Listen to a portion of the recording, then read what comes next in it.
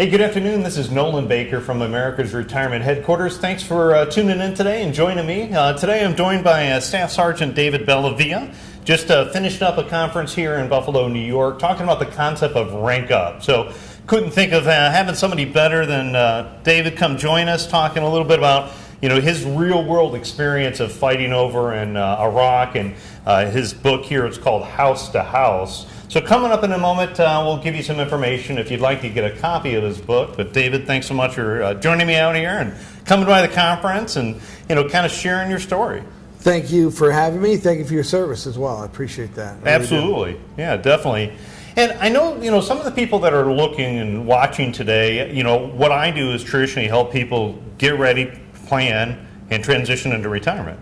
And, kind of walking them through that process. And, the concept of rank up and the things that we've been talking about here during this financial advisor training program are, trying to explain to them some of the things that maybe we did learn in the military, things that are actionable items that people can take away. And, I know a lot of investors, you are going to come into different challenges and things are going to happen. Maybe the market doesn't always work out the way you want it to be. But I think, like in your story and then also in your experience, if you think about when you're faced with difficult decisions and tough times, investors are going to be faced with that same challenge at some point. How do you process that and make sure that you make a good decision versus maybe an abandoned ship, if you will, which could be a costly mistake for most investors? I think the difference between civilians and people that are on a mission, and I don't say military people, but if you have a mission that has a goal and an end state, I think too many people just have a primary plan. One plan, that's it. If it goes wrong, we're going to go to the drawing board. But we don't ever go anywhere without a primary plan, a secondary plan, and then you have an emergency plan, a contingency plan. You have 85 different plans. I mean, what is the intent?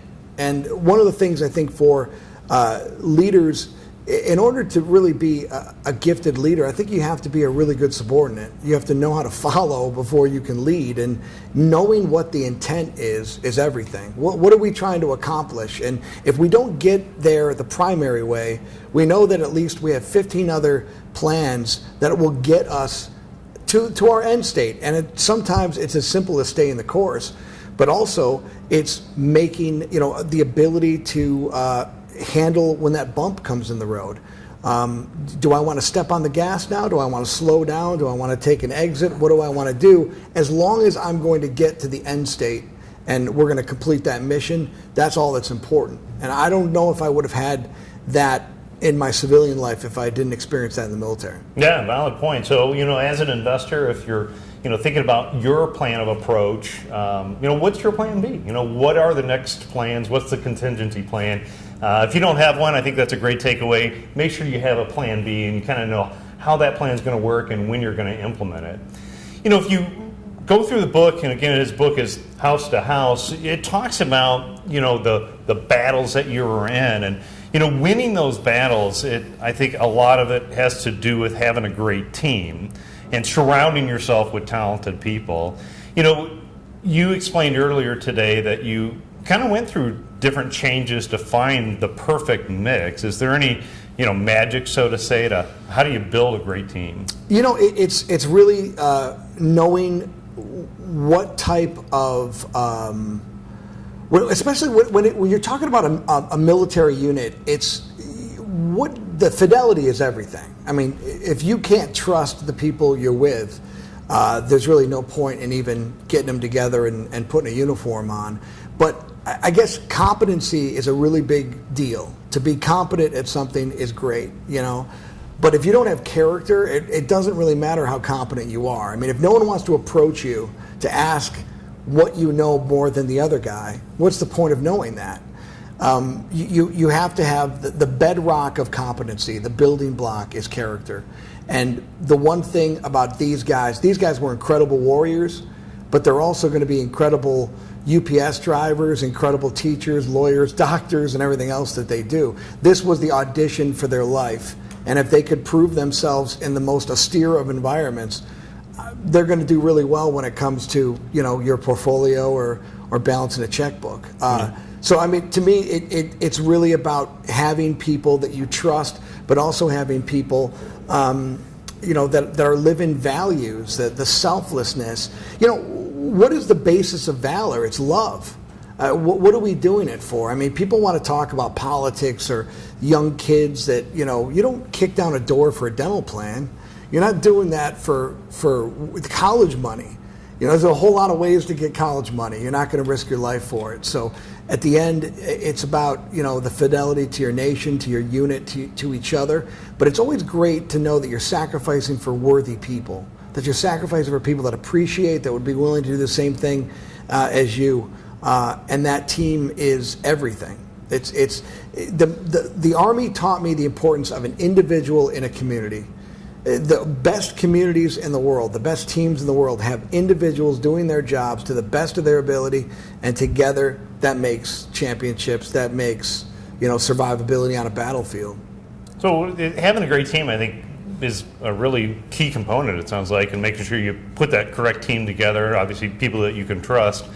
Anything that you could think about, like, that you learned in your experience in the military that transitions over, from an investor standpoint on, like, key takeaways to win?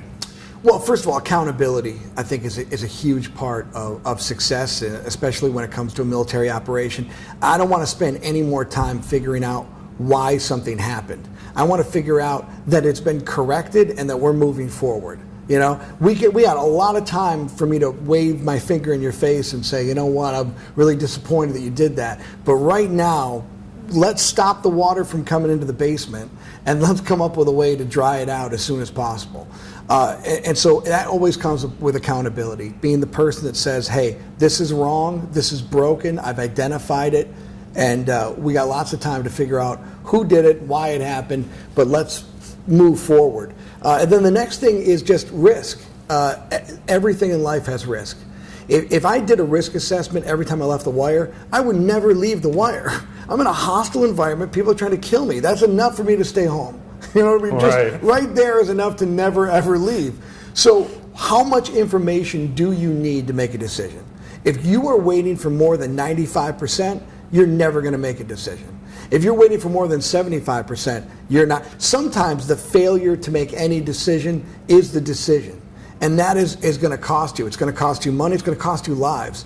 I may be wrong, but it's like when trauma or a crazy situation happens, if the first person throws a chair out of a window, that's an option. And that person has done it. And now everyone's thinking, do I want to do this too? I mean, the first person that acts is inevitably going to get 2 to 3 people are just going to follow that person.